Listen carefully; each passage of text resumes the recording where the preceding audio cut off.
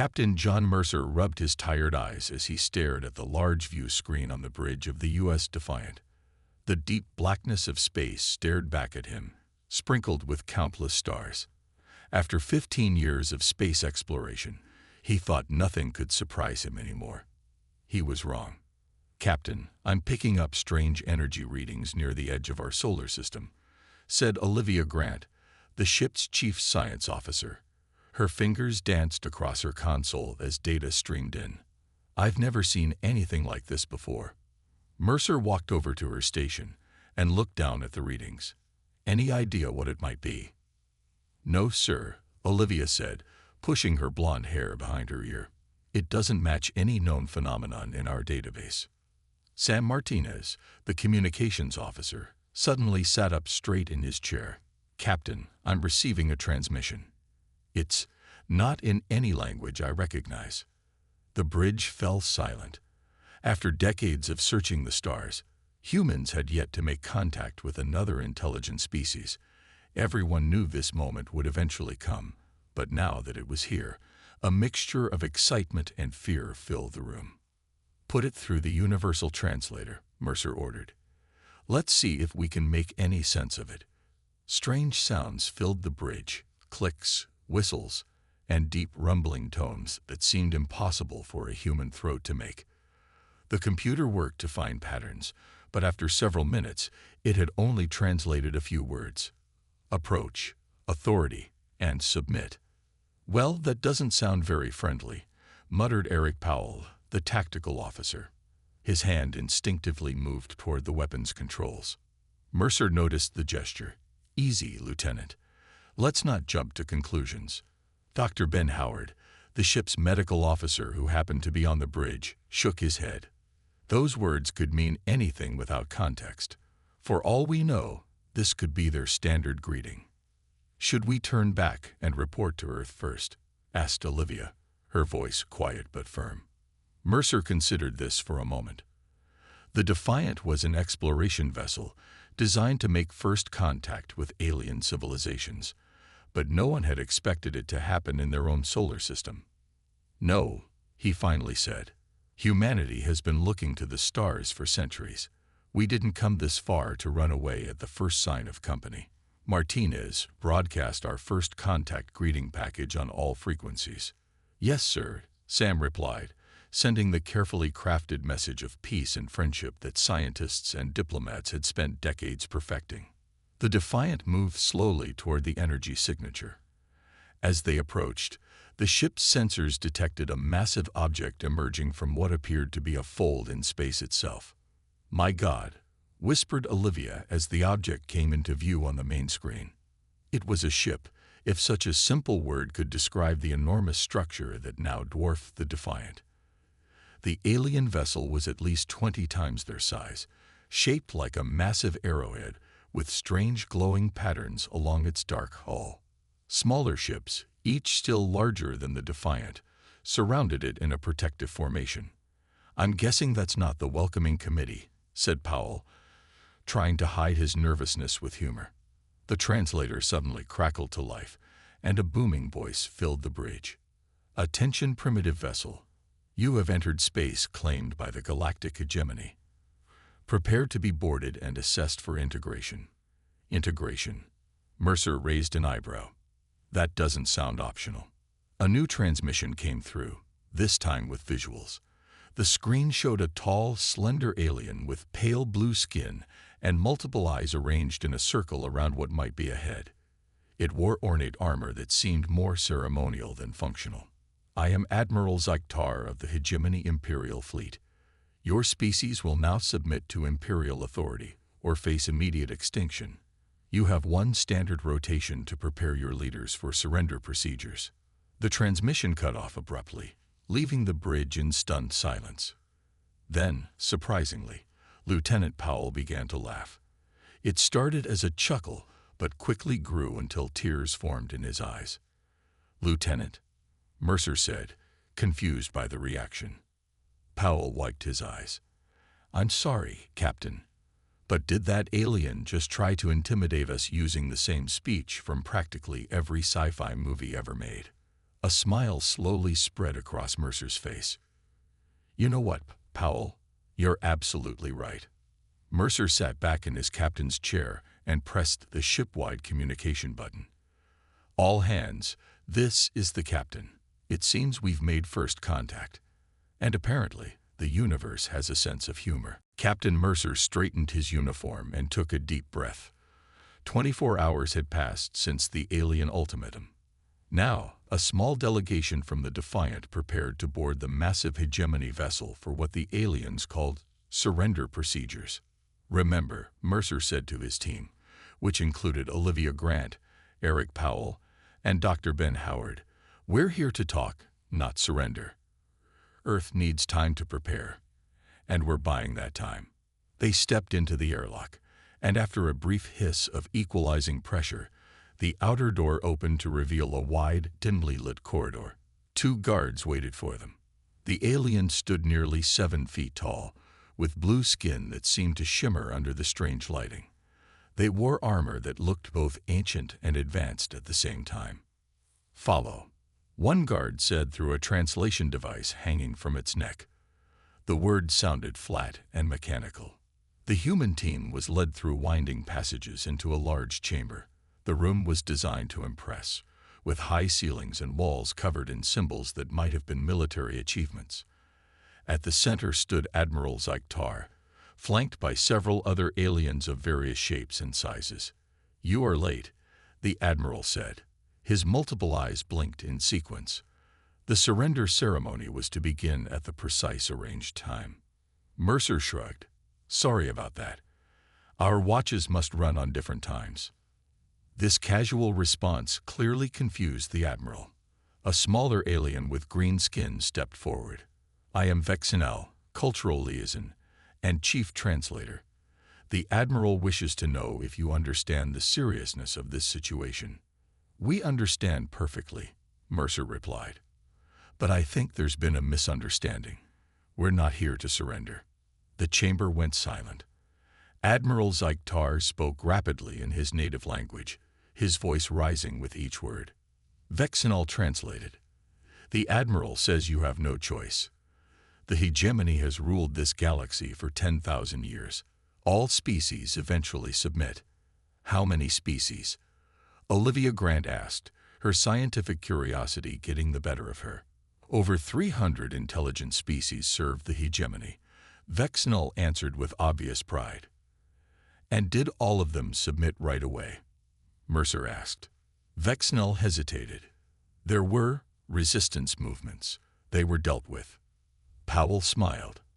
"I bet they were." The Admiral barked something that sounded angry. "The Admiral wishes to show you what happens to those who resist," Vexenal translated. He motioned toward a large screen on the wall. The screen showed a fleet of hegemony ships surrounding a small moon. A beam of energy shot from the lead ship, and the moon shattered into pieces. That was recorded during the pacification of the Drellian system. Vexenal explained. Their resistance lasted 3 days. Dr. Howard leaned toward Mercer. "That moon was already unstable. Look at the reading in the corner of their screen. It's showing seismic activity before they fired." Mercer nodded slightly. The aliens were padding their demonstration. "Impressive," Mercer said to the Admiral. "But surely a civilization as advanced as yours understands the value of diplomacy before destruction." When this was translated, the Admiral seemed surprised. He consulted with his officers before replying. "The Admiral offers you an opportunity," Vexenal said. "You may return to your planet and prepare your leaders for formal integration into the hegemony. You have 7 days. After that, we will demonstrate our power in your system." "Well, that's very generous," Mercer said. "We accept your offer of time for consultation." As they turned to leave, Vexenal approached Mercer privately. "Captain, I suggest you take this offer seriously. I have seen many worlds fall." "Tell me something, Vexenal," Mercer said quietly. "Has the hegemony ever encountered humans before?" "No, your species is unknown to us." Mercer smiled. "Then you might be in for a surprise." Back on the Defiant, the team gathered on the bridge. Martinez, send everything we've learned to Earth immediately, Mercer ordered. And tell them to prepare Plan Mosquito. Plan Mosquito, sir? Martinez asked. Yes, Mercer replied. If the hegemony is going to treat us like insects, they're about to learn just how annoying a swarm of mosquitoes can be. Powell laughed again. I almost feel sorry for these aliens, Captain. They have no idea what they've just started. The Defiant broke away from the hegemony flagship, engines glowing bright, as they raced back toward Earth. Behind them, the massive alien fleet remained in formation, confident in their power and superiority. They had conquered hundreds of worlds. One more would be no different. They were wrong. The White House Situation Room buzzed with activity. Maps, charts, and video feeds from space covered every screen. President Gregory Daniels stood at the head of the table, his face serious as he listened to Captain Mercer's report from the Defiant. So they'd given us 7 days, the president said after Mercer finished speaking. Not very generous. No, sir, Mercer replied through the video link. But they're overconfident. That's something we can use. Defense Secretary Alicia Winters, a tall woman with short gray hair, stepped forward. Mr. President, we've already put our defense plans into motion. All space-capable vessels are being fitted with the new shields. Ground defenses are at full alert. Will it be enough? The president asked. No one answered immediately. Then a woman with red hair tied back in a ponytail spoke up from the end of the table. Not if we try to fight them directly, said Kate Morrison, the lead engineer from NASA's Advanced Technology Division. Their ships are bigger, and from what Captain Mercer reported, they have weapons that can destroy a moon. So what do you suggest, Dr. Morrison? The president asked. Kate stood and moved to the main screen. We use what they don't expect. Captain Mercer mentioned Plan Mosquito. I think that's exactly right. She pulled up images of tiny mechanical devices, each no bigger than a grain of rice. These are our newest micro-drones. They're nearly invisible to most scanning technology. Each one carries advanced AI and can interface with almost any computer system. We've been developing them for space exploration, but they can be repurposed. Dr. Frank Jameson, head of the Advanced Weapons Division, nodded in agreement. If we can get these drones aboard their ships, we can gather intelligence, sabotage key systems, and even take control of some functions. Like mosquitoes, the president said, understanding now. Small, annoying, and carrying a nasty bite. Exactly, Kate said. We don't need to destroy their ships. We just need to neutralize them. The president turned to Admiral Joseph Reeves, the highest-ranking military officer present. How quickly can we deploy these drones? We have 10,000 units ready now, Admiral Reeves replied.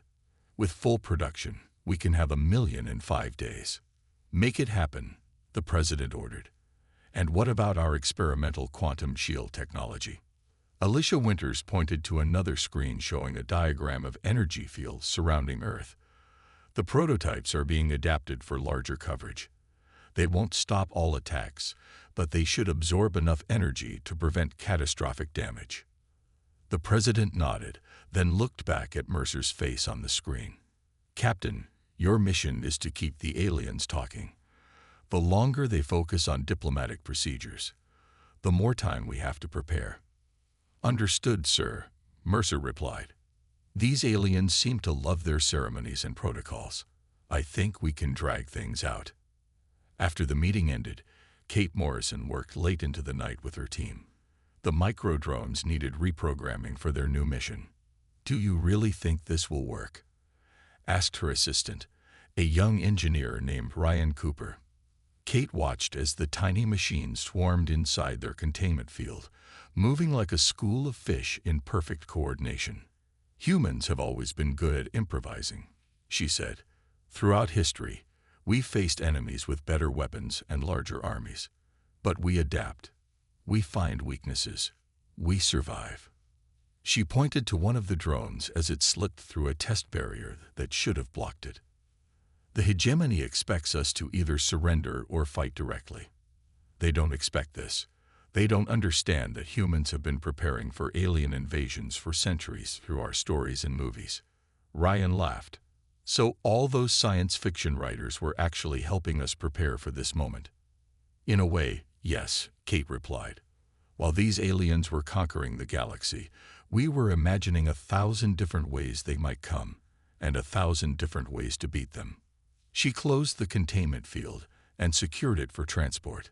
The hegemony thinks they're facing just another primitive species, she said.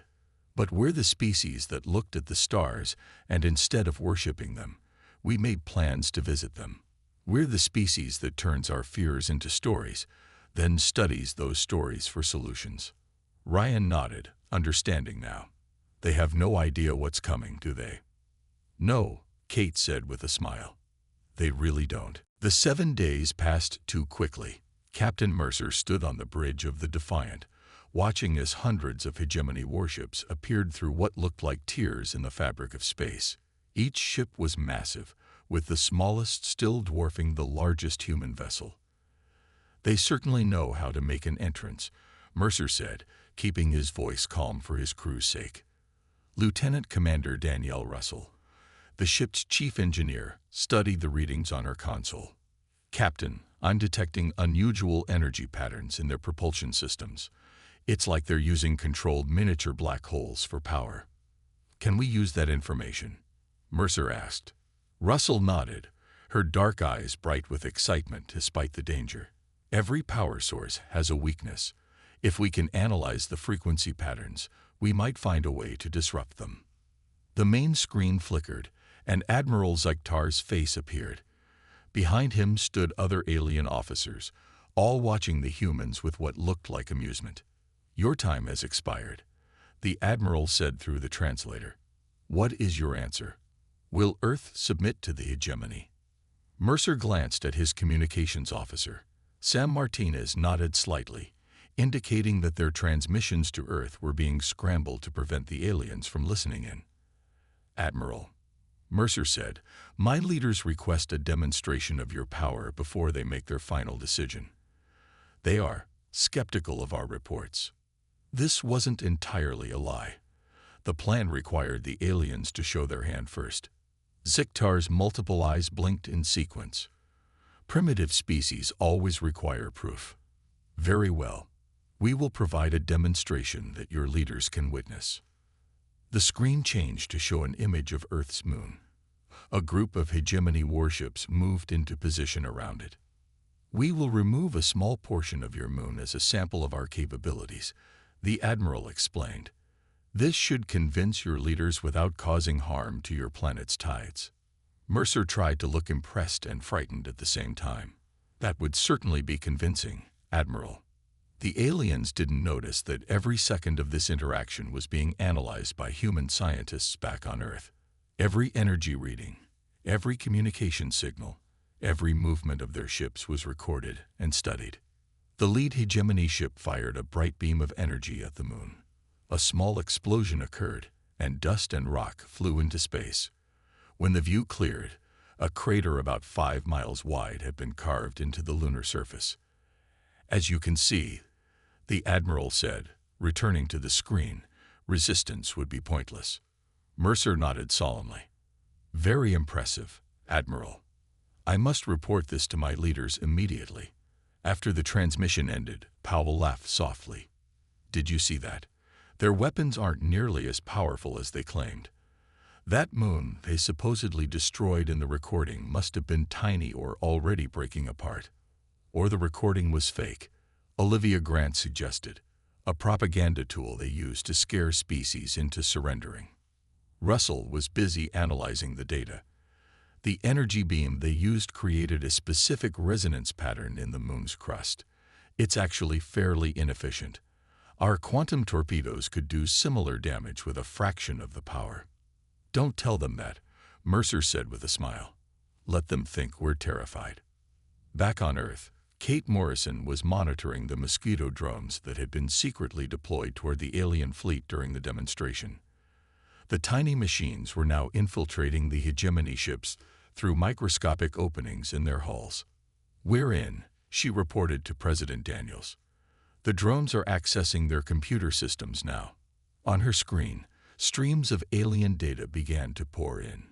Translation programs worked to decipher the information. "Mr. President," she said, excitement in her voice, "you need to see this. The hegemony isn't nearly as advanced as they want us to believe.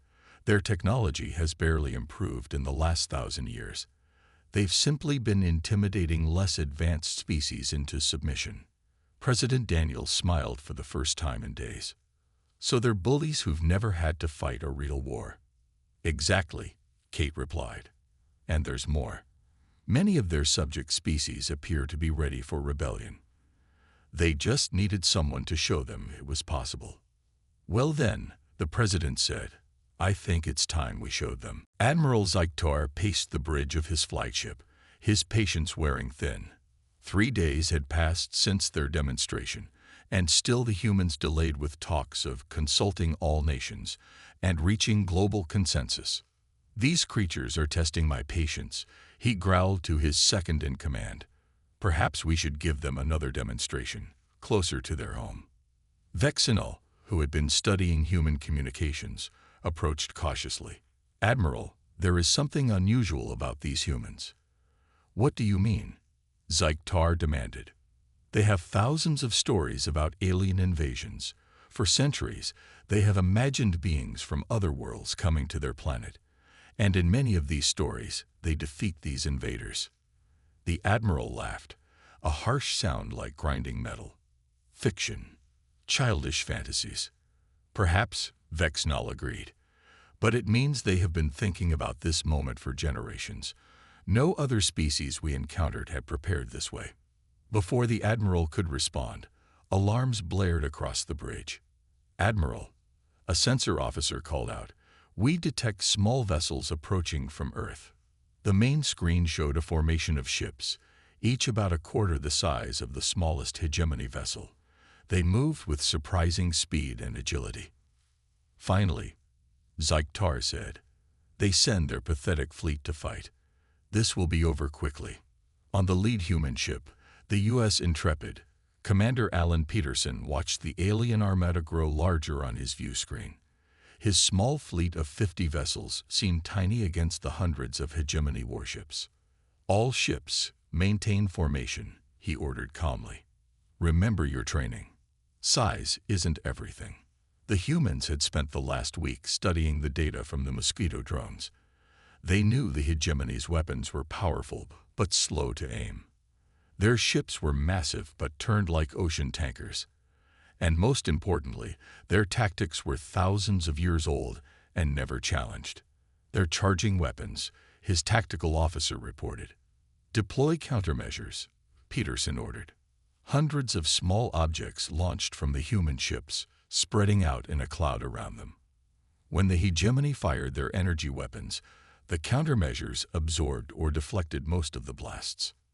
"Attack pattern Omega," Peterson commanded. "Hit and run." The human ships broke formation, each targeting a different hegemony vessel. They darted in, fired their quantum torpedoes at specific weak points identified by the drones, then veered away before the aliens could respond. On the hegemony flagship, Admiral Zyktar watched in growing confusion and anger. "Why can't we hit them? They're right there." "Their ships are faster than we expected," his weapons officer explained. "And they seem to know exactly where our blind spots are." What the Admiral didn't know was that the mosquito drones had done more than gather intelligence. They had also planted false data in the hegemony targeting systems, making the human ships appear slightly offset from their actual positions.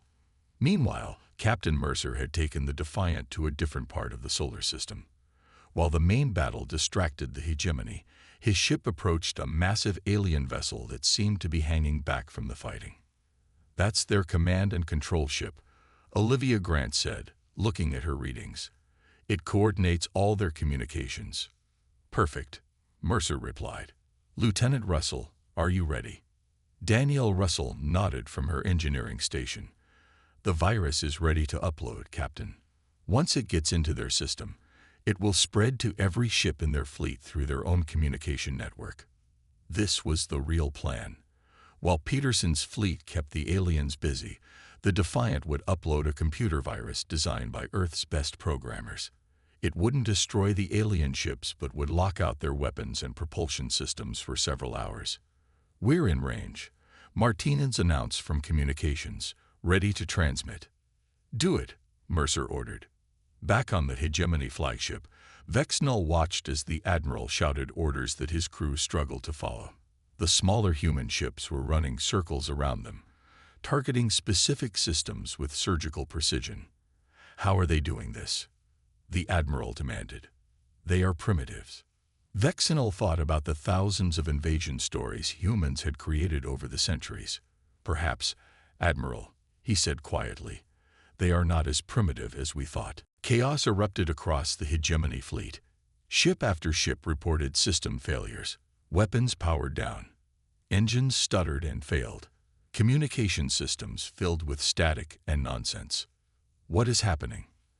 Admiral Ziktar roared, slamming his fist onto his command console.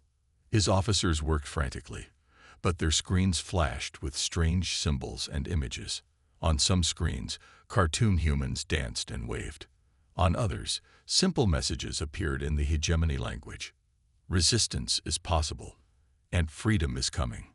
We've been attacked through our computer systems," the chief technology officer finally admitted. "Some kind of virus. Impossible. Our systems are protected by the finest encryption in the galaxy." But the evidence was clear. The mighty Hegemony fleet floated helplessly in space, unable to fight or flee. In the asteroid belt between Mars and Jupiter, Major Nicole Carter and her team of Space Marines prepared for the next phase of the plan. They had hidden their ships among the asteroids, waiting for the signal. "The virus is working," her communications officer reported. "Hegemony ships are dead in space." Nicole nodded. She was a compact woman with dark skin and short-cropped hair, a veteran of Earth's unified space forces. "All teams, prepare to board. Remember, we want their technology intact." Dozens of small boarding craft launched from their hiding places, each targeting a different disabled Hegemony vessel. The human strategy wasn't to destroy the alien fleet, but to capture it. Nicole's team approached one of the largest battleships. Unlike the other human vessels, these boarding craft were completely mechanical, controlled remotely by pilots safely back on Mars base. If the aliens managed to destroy some of them, no human lives would be lost. "Cutting through the outer hull now," reported the tech specialist controlling their craft's robotic arms. "Their armor is thick, but not as advanced as we expected." Meanwhile, inside the Hegemony flagship, Admiral Ziktar received more bad news. "Admiral, we're detecting small craft attaching to multiple ships in the fleet. They appear to be boarding parties." "Boarding? They dare to board Hegemony vessels?" The Admiral was shocked. In 10,000 years of conquest, no species had ever attempted to capture Hegemony ships. They were either destroyed or they surrendered. "Security teams to all airlocks," he ordered. "Repel these invaders." But the virus had affected more than just weapons and engines. Door controls malfunctioned. Internal communication systems failed. The security teams found themselves trapped in their barracks or sent to the wrong sections of the massive ship. On the Defiant, Captain Mercer watched the operation unfold with satisfaction. "How long until the virus wears off?" he asked Lieutenant Russell. "About 4 hours, Captain," she replied. "But even after that, their systems will be compromised. We've installed backdoors that will let us regain control if needed." Mercer nodded. More than enough time. He turned to his communications officer. "Martinez, open a channel to Admiral Ziktar." The alien admiral appeared on screen, his blue skin now a darker shade that humans would later learn indicated extreme anger. "What have you done?" Ziktar demanded. "We've changed the rules of the game, Admiral," Mercer replied calmly. "Right now, human teams are boarding your vessels, not to destroy them, but to study them. This is outrageous. No species has ever—" Yes, no species has ever stood up to the mighty Hegemony," Mercer interrupted. We've heard that before. But you see, that's what makes humans different. We don't accept intimidation. Another screen activated, showing Nicole Carter's team making their way through the corridors of a hegemony battleship. The alien crew, confused by malfunctioning equipment and cut off from their commanders, offered little resistance. "I suggest you order your crews not to fight," Mercer continued. "We don't want to harm them. This isn't a conquest. Consider it more of a cultural exchange." Ziktar seemed too stunned to respond. Beside him, Vexnall stepped forward. "Captain Mercer, may I speak privately with you?" the translator asked. Mercer raised an eyebrow, but nodded. "Of course." As Vexnall moved to a private communication station, he thought about everything he had learned about humans in the past days. They were unlike any species the hegemony had encountered. They didn't follow the expected patterns.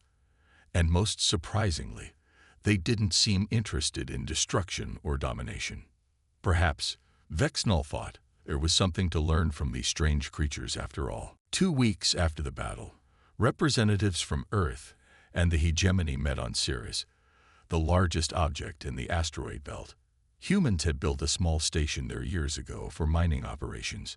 Now it served as neutral ground for the first official diplomatic talks. Ambassador Laura Chen led the Earth delegation. She was a calm, thoughtful woman who had spent her career in international diplomacy before taking on this interstellar challenge. With her were Captain Mercer, Dr. Ben Howard, and Kate Morrison, whose mosquito drones had proven so effective. The hegemony sent Vexnall as their chief representative. Admiral Ziktar had been recalled to the hegemony homeworld to explain his failure. In his place was a younger officer named Krenlo, who seemed less rigid than his predecessor. "Welcome to Ceres Station," Laura greeted the aliens. "We hope this can be the beginning of peaceful relations between our peoples." Vexnall translated for Krenlo, who responded with formal phrases about the might and generosity of the hegemony. But the humans noticed that the usual threats and demands for submission were absent. "We have brought examples of our culture to share," Laura continued, gesturing to a table covered with items from Earth. There were books, music recordings, artwork, and food packaged for space travel. Vexnall approached the table with obvious curiosity. He picked up a small device that Kate had prepared, containing thousands of human stories, movies, and songs. "This is most unusual," Vexnall said. "The hegemony does not typically exchange cultural artifacts. Our interactions with other species focus on resource allocation and command structures." "Well, we humans believe understanding each other's cultures is the foundation of good relations," Laura explained. Krenlo said something to Vexnall in their language, sounding confused. "He wishes to know why you would share your entertainment." Vexnall translated. "In the hegemony, such things are considered unimportant." Kate Morrison stepped forward. "That might explain a few things. Your ship's computer systems were surprisingly vulnerable to our virus because they couldn't recognize creativity. They were looking for logical attack patterns, not jokes and cartoon images." Vexnall's multiple eyes blinked rapidly as he translated this for Krenlo.